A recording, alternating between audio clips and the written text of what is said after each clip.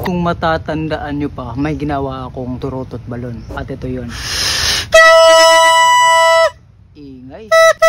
Pero ngayon tatawagin na natin tong turutot balon 2.0 kasi i-upgrade natin to.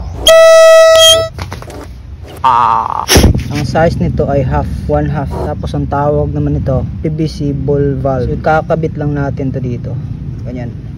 Yan. So nakabukas yan. Switch natin yan. Close. Ganyan na siya. Lagyan natin ng hangin. Malupit yan ba? Pero bakit mas malupit pa to? Kasi pwede mo siyang i-stuck ang hangin dito. At i-close mo lang to. Nakalock lang yan. So hindi lalabas yung hangin. Pag bibitawan na natin yung hangin, buksan lang natin to. At saka ito naman, pwede ko din idagdag para mas malakas. Lagyan ko muna ng hangin.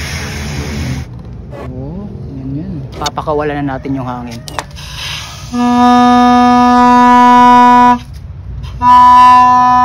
Pwede ko siya i-control. Labas na natin lahat.